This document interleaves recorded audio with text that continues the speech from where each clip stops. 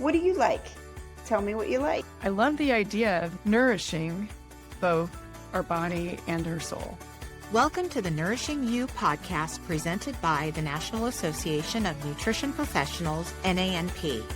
We invite you to join Kristen Burkett and Diana Wally as they host experts from the holistic wellness space who will share practical tips and information to enhance your health and vitality. Kristen and Diana are master nutrition therapists and board certified in holistic nutrition with private practices that support their clients as they strive to reach their full potential. If you enjoy today's show, please help us out by commenting below, liking this video, and subscribing to the channel to help us spread the word. You have to move your body. That's my message. That's my passion.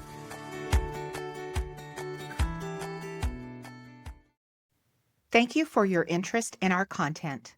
This meeting and all materials presented today, including slides, audio, video, and chat content, are protected intellectual property of the hosting organization, the National Association of Nutrition Professionals, NANP. Recording, screen capturing, rebroadcasting, transcribing, or otherwise using any portion of this presentation is strictly prohibited without prior written permission.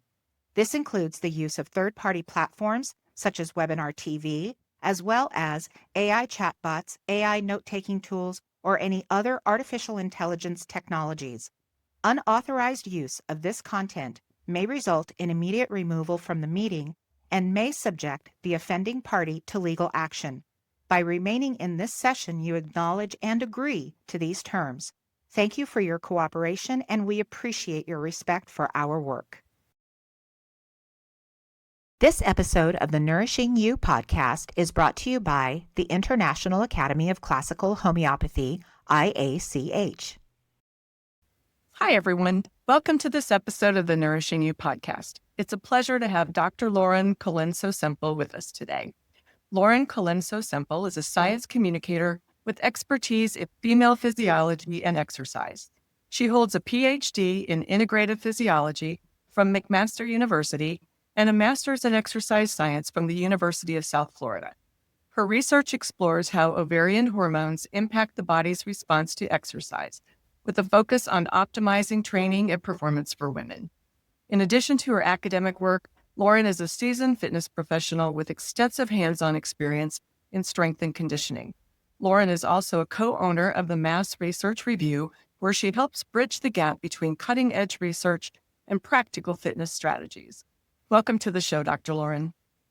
Thank you so much for having me. Yeah, it's great to have this opportunity to talk with you today.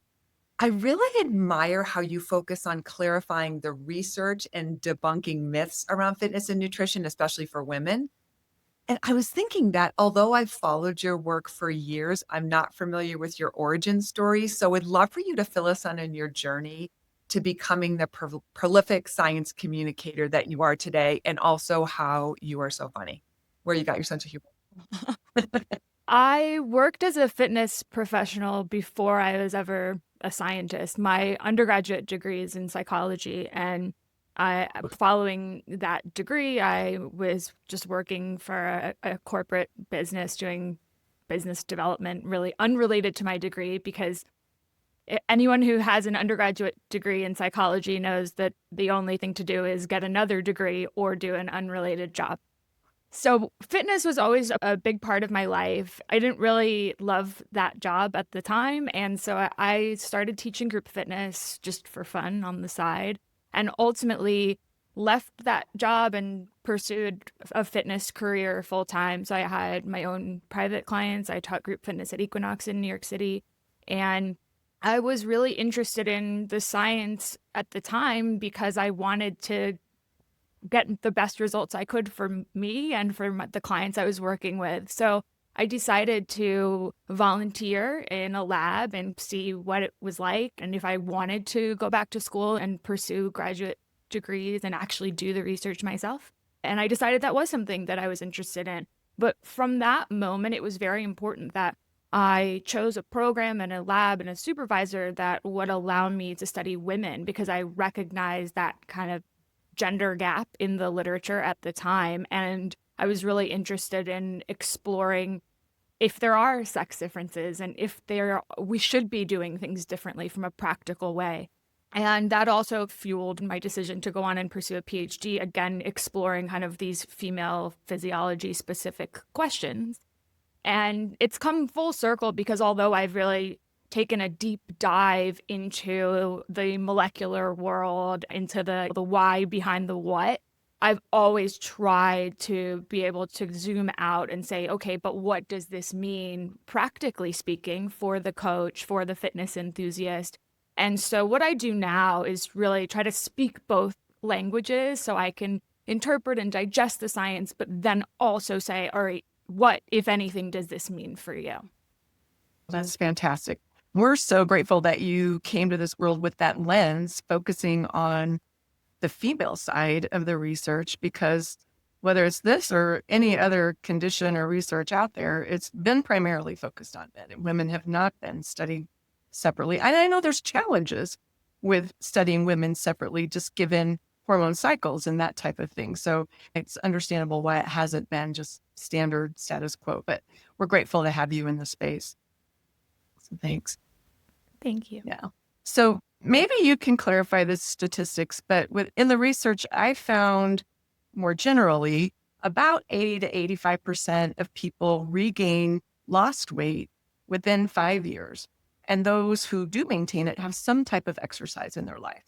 So to start, can you explain why movement and exercise are so important when it comes to weight loss and more importantly, the long-term weight maintenance?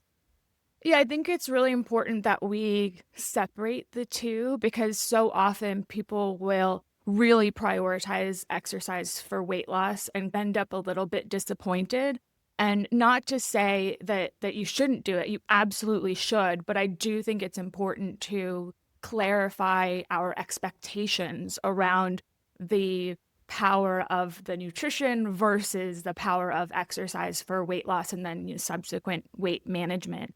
So when we think about design a weight loss program or exercise for a program with a weight loss related goal, people will often try to calculate, if I'm burning this many calories, then this is the rate of weight loss I can anticipate. And then it'll be this many pounds per week or per month. And often it doesn't go that way. And that's because when you do that kind of calculation, it doesn't account for the fact that when you start exercising and you aren't monitoring your diet at all, people often end up inadvertently eating a little bit more.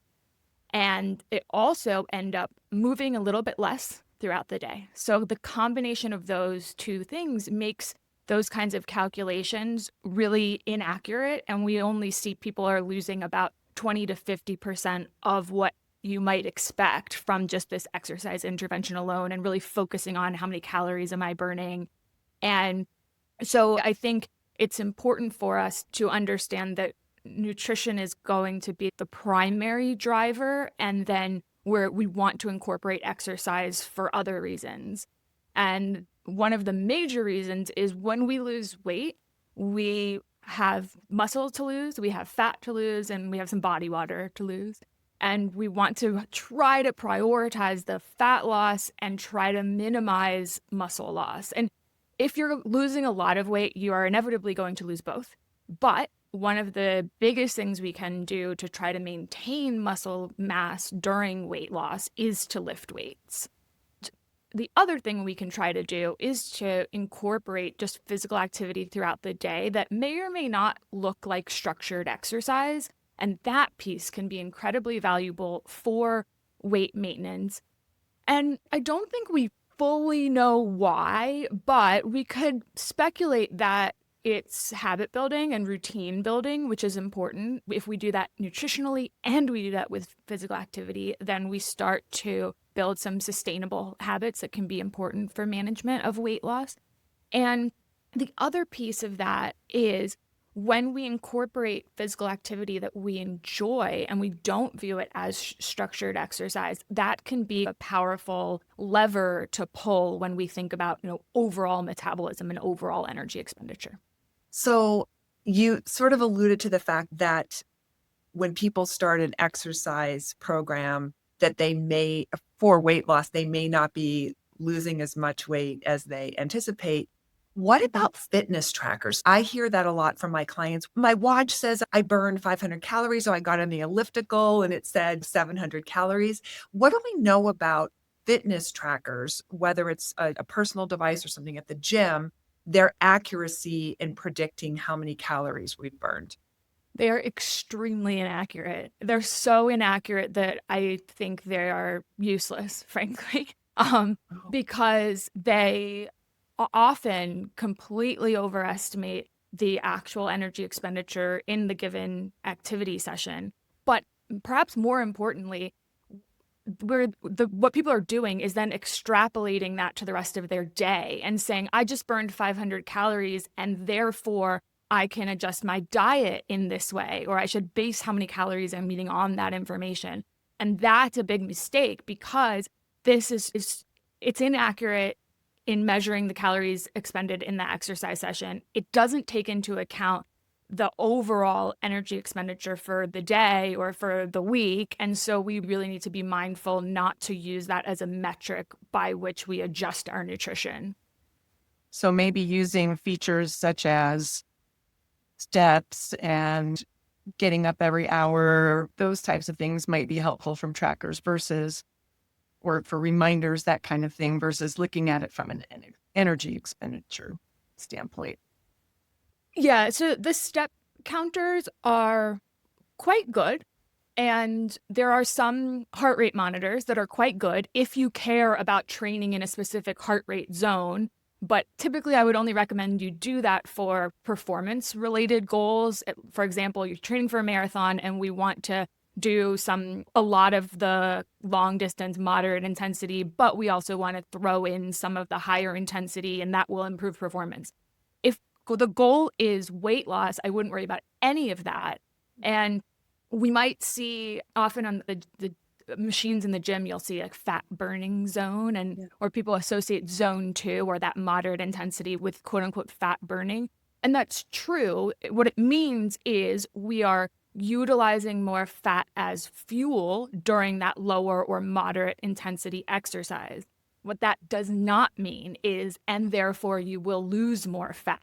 So it's a disconnect between the language here whereby fat burning or fuel utilization in the form of fat doesn't mean you are losing fat. Oh, that's an interesting distinction. Yeah. Can you comment a little bit more on the difference between exercise and movement and why we need to think about both when we talk about health and weight? Yeah, so typically exercise would be your structured workout. I'm going for a run or I'm going to the gym and I'm putting on my gym clothes and carving out that time for it. And that is certainly important because typically when we're doing structured exercise, that's something that we can measure and track our progress over time. So when we think about lifting weights, for example, what exercises did I do last week and what weight was I lifting and how many repetitions was I doing for each set, and then can I do a little bit more this week and then a little bit more the following week. And that's what we would define as progressive overload, meaning we're doing a little bit more to stimulate further adaptation. And you can do that with running or cycling too when you think about your intensity, your speed, your distance, all of those types of metrics. But overall movement can be household chores or going for a walk while you're on the phone with a friend or parking on the other side of the parking lot so you have to walk all the way across the parking lot to get to the store. And all of those things can add up and they don't feel as interfering as structured exercise because when you think, oh, I'm going to go to the gym for 2 hours, most people don't have time to do that. And so let's say your structured workout is a half hour, 45 minutes, maybe an hour. But then we have to think about how can we supplement that with other movement, physical activity throughout the day. And it could also be things that are physically active that you enjoy, like going for a hike with friends or cycling with friends or kayaking with friends, something like that, where we think about it more as just an activity and not structured exercise. One thing that I like that I've heard you talk about a lot is things that you enjoy when it comes to physical activity. And I don't know about you, Kristen, but I will get clients all the time that say, okay, so because when we're making recommendations around health, we often include physical activity as well and exercise along with nutrition. So they'll say, okay, what kind of exercise should I do? What's the best, And I will always say, what do you like? Because if I tell you that you should start swimming and you despise swimming, like, you're not going to do it. So you tell me what you like, and then we'll make that work. And I think from a sustainability point of view, it's so important. Yeah, I just wanted to highlight that because many people don't take that into account of just really doing what you love. Yeah. And then I think that spills over into the weight maintenance part, because here you've done something different out of the ordinary that you don't enjoy to force some weight loss or be part of your weight loss journey. And then you arrive to whatever that state is. And then you don't want to do that thing anymore because you didn't really like it to begin with. And so it's not a sustainable habit. So yeah. And I think whenever we do something that's really extreme, that feels like you're grinding every day on this diet because you're excluding so many foods, or you're in such a severe caloric deficit. And then if you couple that with going on these long runs and you hate running, then of course the whole thing is going to fall apart. Well, And I think, to your point, there really is no best program, because the best program is that one that you will adhere to, and the one you will adhere to is the one that you enjoy. yeah. In real talk, how many people really look like they're enjoying running? I mean, a few, but so many times I see people, I'm like, oh, you could just walk fast or hike on a trail. I mean, they really look miserable. Anyway. All right. So changing gears a little bit. So you gave us a really good overview of why exercise matters, but we'd love to go a little deeper. It seems like certain types of activities and even different stages of life can potentially influence results. So let's unpack some of those details and see what adjustments people could make, maybe depending on their age, hormone status, depending on what stage of life they're in, or other health concerns. So 2 areas specifically that I'd love to touch on are, how does exercise impact metabolism and muscle preservation during weight loss? And then also, if someone's on a weight loss program and they start exercising, what types of exercise might provide the most benefit, and the different categories like cardio, strength training, HIIT, and of course, taking into consideration, we just talked about finding things that they like. So can we talk about that?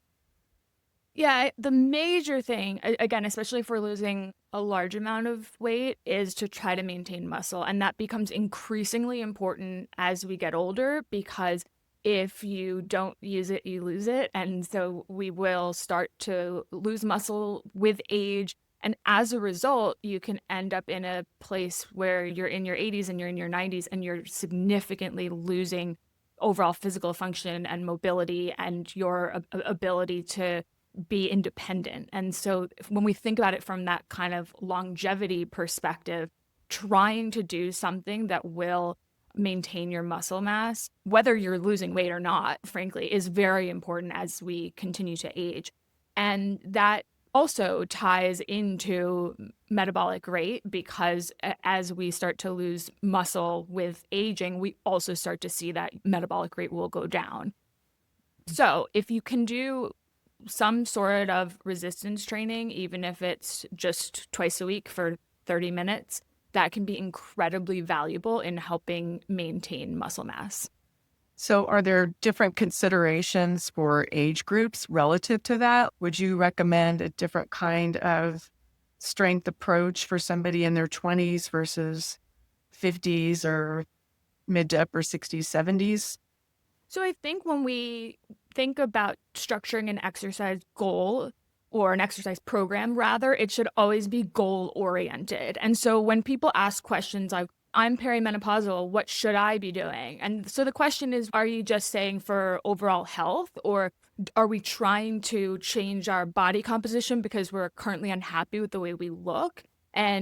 Or do we have performance related goals? And all of those are important, and you don't have to pick just one, but it is important that we tailor the program for the goal. So I gave the example earlier about tracking your heart rate and making sure you're in all those different zones, and how I wouldn't recommend that unless you're someone with an endurance performance goal. So the same will go for strength training, but I always go back to what is it that you enjoy. But if we want to build muscle, we actually have a huge amount of flexibility, because we can build muscle using machines, we can build muscle using dumbbells and barbells, we can build muscle in these higher repetition ranges or lower repetition ranges, as long as it's challenging enough, meaning we're training close enough to failure, and we have that element of progression over time. You try to do a little bit more than you did last week. But what I love about resistance training is just that we have that flexibility. And so if you hate squats, you can do lunges, you can do leg press, you can do split squats. If you are really uncomfortable using barbells, you never have to touch a barbell. You can do the circuit of machines at your commercial gym. So we have a lot of flexibility there. And we see that, as I said, even at these low doses, it's powerful for any age, and it's never too late to start. So even if you are 70 or 80 and you've never lifted weights and you start lifting weights, you'll still see those benefits. Yeah, I love that. And I wanted to highlight something that you said that I talk to a lot of my female clients about, is that, and I don't know how new the research is, but I think it's changed a lot of the thinking, in that the higher rep training can be as efficacious, provided that you, to your point, you do it to near failure. And I guess if you think about doing bicep curls, right, you don't need to pick up the 30-pound dumbbells and try to get a few reps with very heavy weight. You could pick up the 5s or the 10s. And isn't it up to 30 repetitions or somewhere around there that it still can be efficacious, provided that you are really working your muscle and you're going almost to failure? Is that right? That's right. And we also need to remember that what's challenging for one exercise is not necessarily going to be the appropriate weight for another exercise. You gave the example of a bicep curl. Maybe 10 pounds is challenging for a bicep curl because it's a smaller muscle group, and we would say it's an isolation exercise. But when we think about doing squats, for example, these are larger muscle groups, so holding 10 pounds is probably not going to be challenging enough. So we need to be exercise specific. And there are some exercises where training in those really high rep ranges isn't going to be fun. Like doing sets of 30 squats, if you really are going close to failure, is going to be very challenging. So I think that training in like the 10 to 12 is a really good kind of sweet spot if you're a beginner, because it allows you to perform enough repetitions that you're getting a lot of practice of that movement, but we're going heavy enough that you learn what it feels like to go to failure or close to failure. And when I trained a lot of women in person, my experience was that many tend to underestimate themselves and what you're capable of doing. And so it's important to challenge yourself and to say, can I do more? Am I really pushing myself? Because it can be, not only is that more effective from a physiological perspective, it's really empowering to see yourself get stronger. And that's another reason why people will often end up sticking with strength training, because there's that kind of ongoing piece of progression, and that can be really Yeah, that's so well said. Okay, so I have a question. I am 56 and postmenopausal and attract many clients in that demographic. So what I hear often is, I'm menopausal and I've gained all this weight and my metabolism tanked, and it's all because of the menopause and the hormones and all that. So anecdotally, there does seem to be a little bit of truth there, but what do we know from the science? What can you tell us about how that period of life, that shift in hormones, does affect our body composition?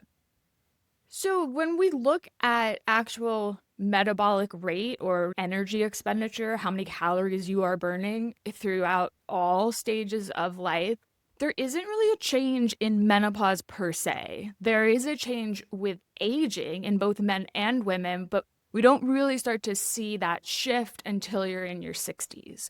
So What we see with changes in body composition in some people, not in everybody, is that over a period of years through the menopause transition, you might start preferentially gaining more fat around your midsection as opposed to the lower body.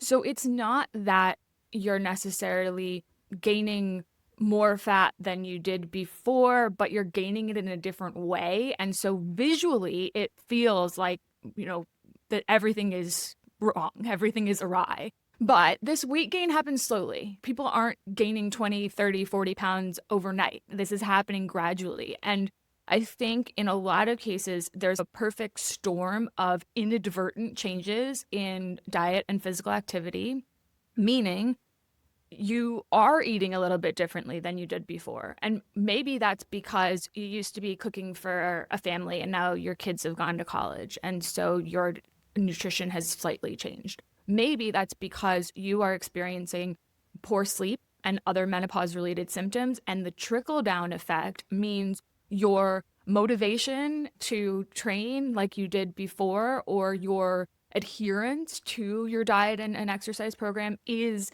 shifting. And that can happen really gradually. And if we don't stay on top of it, then you can end up with a situation where it feels like, wait, I haven't even really changed anything. But have you? So we have to be honest about those small changes that can start to add up over time. But I think addressing the symptoms can be extremely powerful. Addressing sleep can be extremely powerful. And then knowing that it isn't like we have new exercise guidelines or new nutrition guidelines that change overnight because you turned 40 or you turned 50 or you turned 60. It doesn't work that way. The exercise recommendations, your ability to adapt to exercise is still the same, and the same rules apply. And so I think what I see in this space is a lot of those recommendations that because you are a perimenopausal woman, you must do sprint interval training or plyometrics, or you should only lift in reps of 5. Or there's a lot of these kind of rules of do this and don't do that. And I think it becomes very confusing for people.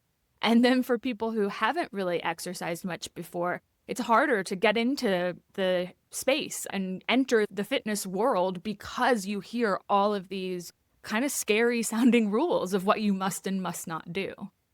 Yeah, you've probably seen the memes on Instagram or whatever, but the list of things that a menopause or perimenopausal, menopausal woman is supposed to do and how many hours that would take is you have to like drink this much water and your magnesium spray and you're like, what? That's what I hear from so many of my women are, how do I possibly fit all of these things in? Plus I'm supposed to keep my stress low. And I'm so confused because this influencer is telling me to do this thing and this. So I love what you said, and I echo it.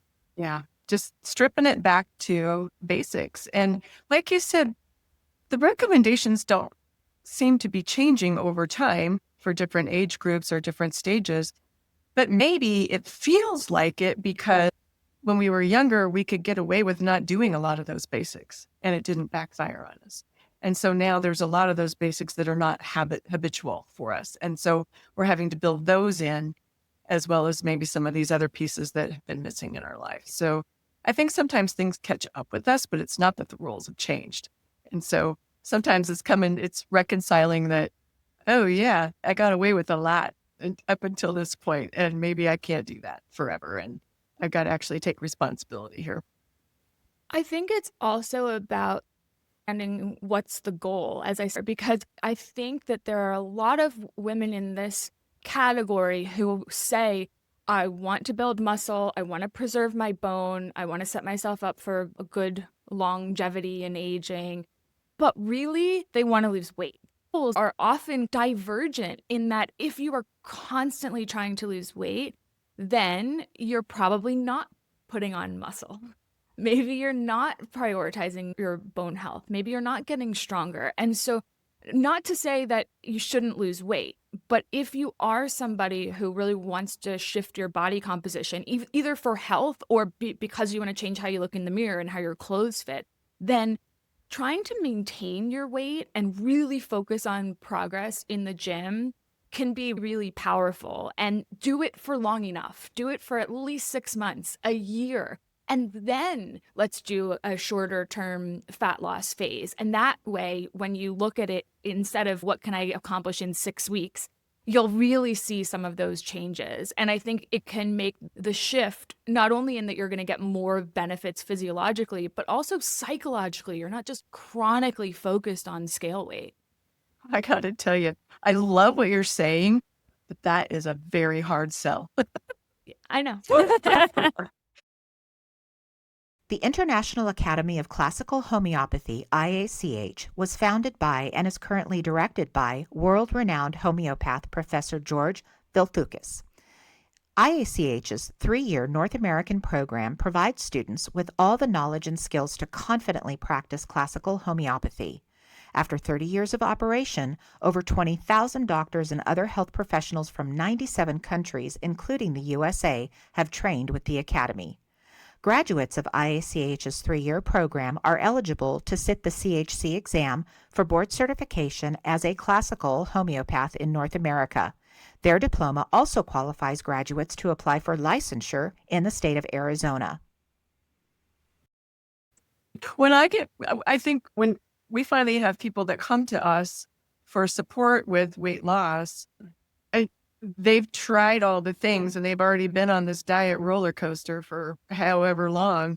And to tell them, we're going to wait a year before we try to get some weight loss, it is really tough. So do you have any other hacks around that, suggestions around that to help fortify the challenge? One thing we can do is other forms of tracking our progress that are not tied to the scale. Because especially if you are going to start lifting weight, and in some cases, if you're brand new, we will see what we would call kind of recomposition, meaning maybe you can gain a little bit of muscle and lose a little bit of fat, but your weight isn't changing. So if we can look at another metric, even just taking a picture in the same lighting, wearing the same clothes every couple months, measuring your progress in the gym, how much weight am I lifting for how many reps, and am I doing more over time? Because if you're getting stronger over time, that's a good indicator that you're putting muscle on. And then if we try to take away that real emotional attachment to the scale that is ingrained in so many women, that can be very powerful, because you can realize with some time and patience and hard work, my body looks really different even though I didn't lose weight. And if you can get that, then you get buy-in for longer term. Yes, I've had that. I'll even have people, it sounds silly, but do the pants test, because to your point, Lauren, if you're recomping, sometimes you're not as fluffy. Do you know what I mean? Mm-hmm. You get tighter if you're strength training and recomping. And so your pants will fit a little bit better. And I get a lot of people like, yes, my scale weight is the same, but my pants fit better, or my tops or whatever. So I call it the pants test. But yeah, so then we're taking them off away from the scale and finding another metrics. And not that you shouldn't have the scale as a metric, but I think that so many of us are programmed to define that success by the number on the scale, and it's such a toxic relationship. Yeah, and I want to be this number that I was at some certain point in time in life that may or may not actually ever be reasonable again. I don't know. And the question is why? Because we have it's if I can be that number or be that size, then I'm going to be happier. And that's never the case, because there's something about that relationship that actually has nothing to do with your body weight. Yeah. Or, they'll jump on the scale and send me a text or something. Oh my gosh, I gained 7 pounds of fat overnight. I'm like, no, maybe you just went out for Mexican food and had a bunch of tortilla chips and I don't know, a lot of salt, a lot of carbohydrate. It really is. It can be toxic. Oh. Because you mentioned gaining fat, I want to speak to those SMART scales. Yeah. Yes. Yeah. So when we look at muscle and body fat percentages on those scales, this is not an accurate day-to-day measure. You don't gain a couple of pounds of fat overnight or a couple of body fat percentage points of fat overnight in real life. But the scale will tell you that because that measure is very susceptible to shifts in fluid. So to your point, if you had a high sodium meal the night before, or you are a little bit dehydrated, maybe you had some alcohol the night before, maybe you just had a big meal the night before, then it can really shift how these scales operate to the point that you can get on one of these scales, get off, drink a bunch of water, get back on, and it'll give you a completely different outcome. So I really don't like to put a lot of stock in those. And if people are worrying about these kind of short-term shifts in those numbers, I would really ignore them. I think that can be helpful for like trends over time, especially when you're looking to see if you are building muscle, to see that skeletal muscle mass come up, like on a BMI scale. Do you think those are helpful over time from the trends or not so much? If you're using the one where it's just the electrodes on your feet, then all it's doing is sending a current in one leg and out the other. So it take into account your full body. If you're using the one that also has the handles, so they have the electrodes on your feet and then also on your hands. And so then that's sending a current in one limb and out the other, in upper body and lower body. But it's not accounting for the midsection. Both of these are not ideal for that reason. We're getting an incomplete picture and we're using a prediction equation. If you want to do that maybe every few months, sure, I don't see any harm in it. I just would be very cautious about getting worried about these changes on a day-to-day or week-to-week basis. Yeah, that makes sense. For people that might have issues like joint issues, maybe they're chronically ill, limited mobility, what's realistic and effective? What are some options for people in those categories that may not be able to do regular, typical types of strength work or exercise? I mean, it's highly individualized, right? But I would say, again, you do what you can and what you can try to do regularly over time. And for some people who flare-ups of things, then that they might not be able to be as consistent. But even something like going for a walk is really powerful. And if that's something that you can do pain-free, then that's great. And then if you can do some sort of machine at the gym, because there's so many options. So even somebody who has fairly limited mobility, there's usually going to be an option whether you're just training one limb, for example, or you're doing exercises that are just seated, or you're doing upper body exercises and not lower body exercises. There's always a way to make something happen. Even if you are on bed rest, you can attach bands to the edge of your bed and do a little bit of exercise like that. So whatever we can do it. Awesome. Let's continue on this practical streak here and talk a little bit more. We talked a lot about strength training. Can you maybe cover why the strength training, is it more important than other types of exercise? I know we want to do what we enjoy, but since we've said strength is important to maintain that muscle mass, how does that relate to metabolism versus some of the other types of exercise like HIIT or long-term cardio or long duration cardio or other things? And then maybe we can get into some other details. So if I'm going to tell people to do something, it will be to lift weights, because it's the tried and true method to build muscle and maintain muscle. And I've explained why that's important, for not only if we want those body composition changes to change how we look in the mirror, but also for the long-term health piece of that.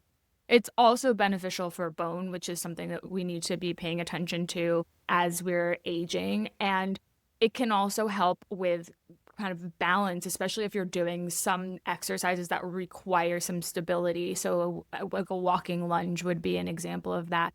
Because when we think about bone health, we want to prevent falls because we're trying to prevent fracture. And if you're somebody who has a really good kind of kinesthetic awareness and knows how to move through these positions with full range of motion under load, you're less likely to fall. So I think that lifting weights is very powerful for those reasons. But when we look at metabolism, for example, Yes, a more muscular person is probably going to be burning more calories. That kind of falls at the bottom of my list for why you should be doing strength training, just because we're talking about a number that is part of a larger number that we don't have a ton of control over. So what we do have control over when we think about the overall metabolic rate is more about the overall physical activity. But when we think about the muscle mass that we have, yes, it can move the needle. I mean, it can certainly move the needle in the wrong direction if we are not working to maintain our muscle over time. But I wouldn't say, oh, this is the major reason why you should be lifting weights. When we think about the marketing around HIIT training, people will say, oh, you're going to burn more calories post-workout, and this is EPOC, or excess post-oxygen consumption after exercise. This is very similar to the misconception around fat burning and how that might translate to long-term fat loss, and it doesn't. And so the same goes for these studies will basically measure how your energy expenditure an hour, 2 hours post-workout. But again, we have to think about bigger picture, what's happening for the rest of the day. And if, yes, it's upregulated for that hour, but then it's downregulated for the rest of the day, then it's not moving the needle towards weight loss. Yeah, that's really interesting. Along those same lines, how does somebody know if they're exercising enough or too much? And I know it can be very personal depending on someone's health status, age, that sort of thing. But I'll hear from some clients that aren't doing very much and they're like, oh my gosh, I'm exercising so much. Or then you hear the opposite, someone that's completely overdoing it. And especially on the cardio side, and they're telling me they're not doing very much. So how does one gauge if they're doing the right amount of exercise? I think it's important to acknowledge that some forms of exercise are going to be inherently more damaging. I don't really want to use the word damaging, but require more recovery than others. So sprinting is an example of that. It can really beat you up, and most people can't sprint every single day. Most people can't deadlift every single day. So we have to think about what exercise we're doing and then what is the recovery that's required. So if you are feeling like you're getting chronic nagging injuries, or you're always sore and you're always really fatigued, and you really are exercising every day or 6 days a week or something like that, perhaps you're doing a bit. Otherwise, I would say there's a large group of people who are thinking that they really need to prioritize recovery when they're not training enough to actually need any sort of structured forms of recovery.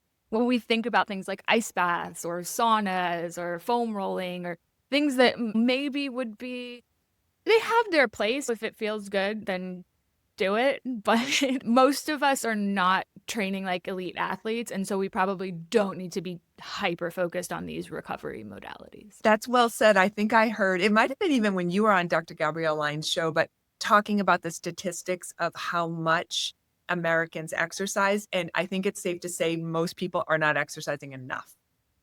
No, and that's why when people have these debates on the exact type of exercise this group of people should be doing or that group of people should be doing, it's funny because you'd think that everyone was exercising and we're all doing it wrong, when really we just need to be doing something. Yes. But thinking about recovery, maybe it's not all limited to the number of days in between working out or that type of thing, which we're referring to. But what about other kind of recovery that might play a role in weight management, things like sleep, overall just stress management, those kind of, where does that come into the recovery equation and how does that play a role? It's very important for a whole host of reasons, right? So I think that it's important that we are trying to manage stress and sleep, but being physically active can help with that. And not that you are running a marathon every single day, but even if you're going for regular walks, spending time outside, maintaining good social connections as well, like these are just important kind of pieces to maintain for a good quality of life. And they can also contribute to weight management, because when we think about developing sustainable habits, those include being able to lose and or maintain weight without kind of shutting out all of the activities that you enjoy or going out with friends. And so trying to keep those as a part of the journey can be helpful, because we want to do everything in a sustainable manner. Yeah. One last thing, before we move on to the final section, you've mentioned a couple, are there any other common mistakes that we haven't touched on that people make when starting an exercise program on a weight loss journey that can backfire, stall progress? Anything we haven't touched on?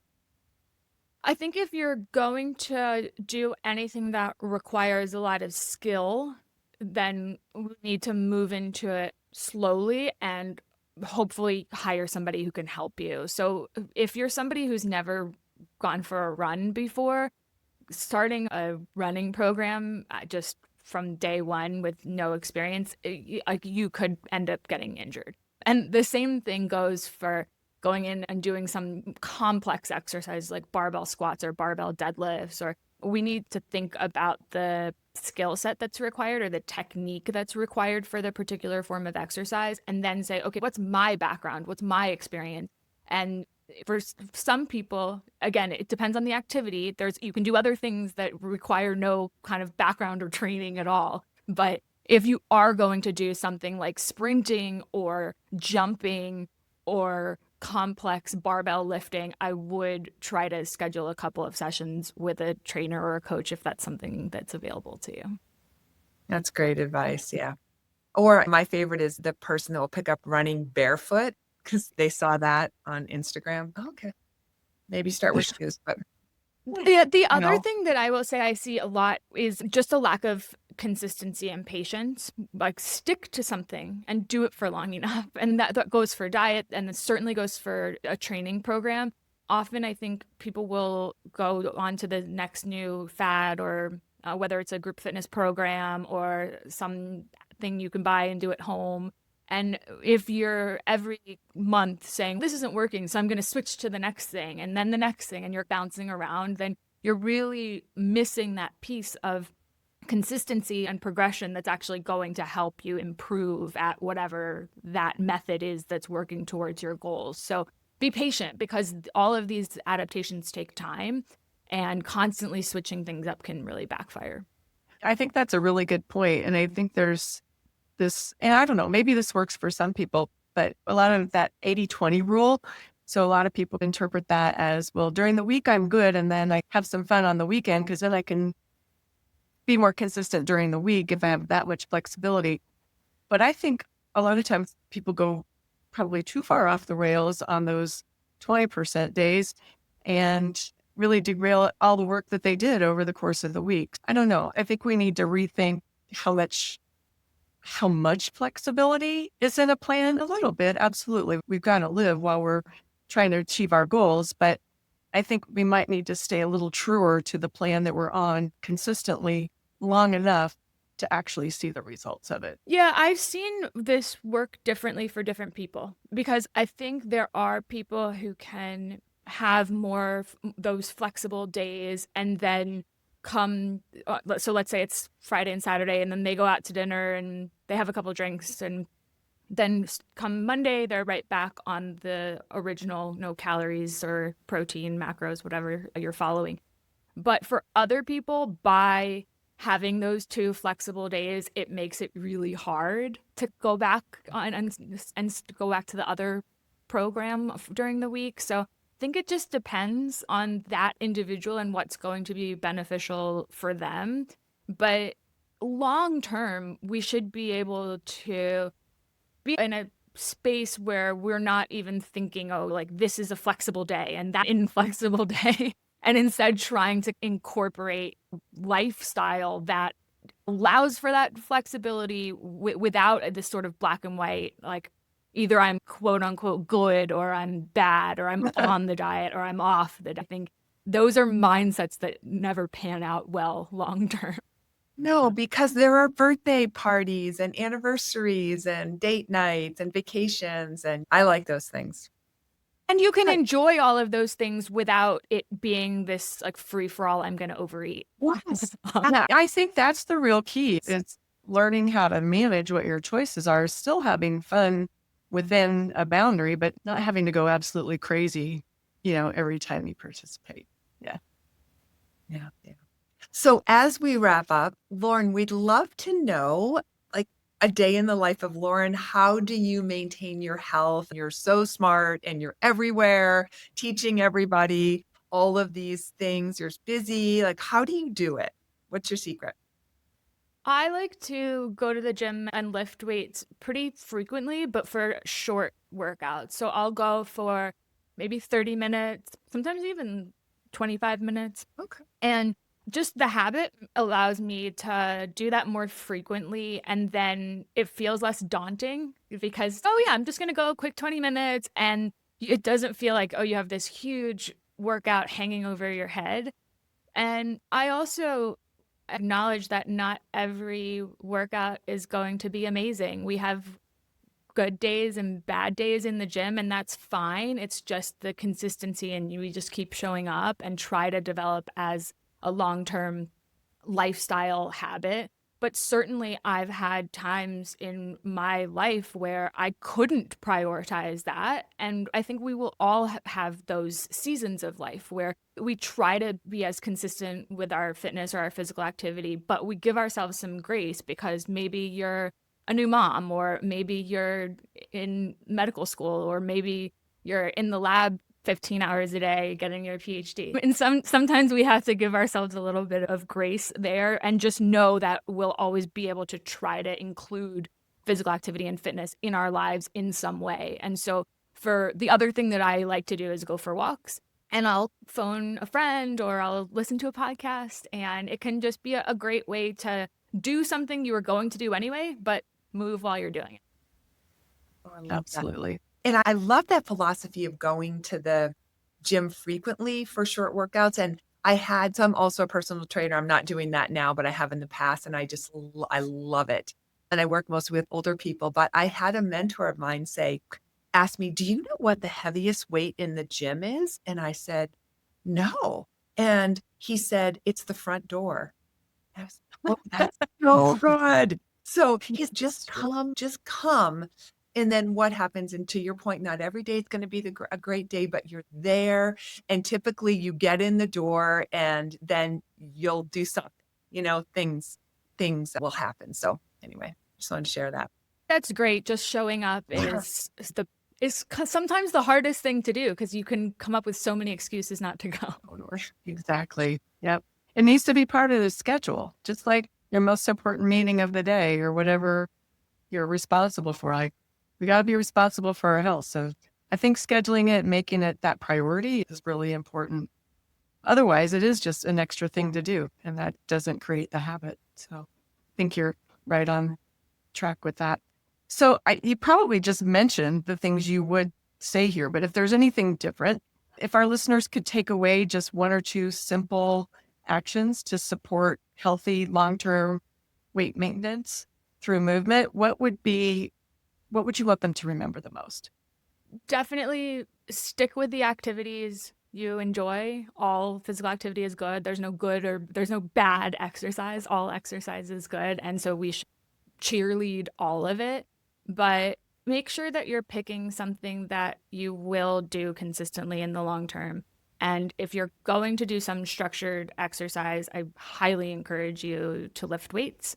And you can, as I said, do it at home, do it at the gym, use any kind of equipment and pick exercises that you like, but make it challenging and make it progressive because maintaining muscle is really important for your long term. Beautiful. Wonderful. It's hard to believe we're up on time. We'd love to have you back, and can't thank you enough for making time in your busy schedule to share your knowledge with us and our audience. So we're very grateful. Thank you so much, Lauren. Thank you. This was great, and I really appreciate you having me on. Yeah. And thanks to our audience for joining us. As always, we appreciate you. And until next time, be well. To learn more about the International Academy of Classical Homeopathy, IACH, go to vithulcus.college. That's VITHULCUS.college. THOULKAS.college. Don't miss a beat. Find other episodes and subscribe to this podcast on YouTube or check us out on your favorite streaming app. Now available on Apple Podcasts, Pandora, Spotify, iHeartRadio, Amazon Music, and more. You can also visit nanp.org for more information. Looking for a board-certified holistic nutrition professional to support you on your health journey? Go to nanp.org to get started today. Membership in the NANP provides you with a competitive advantage. Whether you're a current practitioner or a student, we want you to become an active, informed leader of the holistic nutrition community and join our association today. When you're ready to go a step further, you can boost your credibility by becoming board certified in holistic nutrition. Visit nanp.org today to apply. The information on the NANP podcast is for educational purposes only and should not be considered medical or legal advice. The NANP is not liable or responsible for any harm, damage, or illness arising from the use of the information contained herein. By listening to the information on this podcast, you agree to defend, indemnify, and hold harmless the NANP and all agents. Copyright NANP, all rights reserved. Until next time, stay nourished.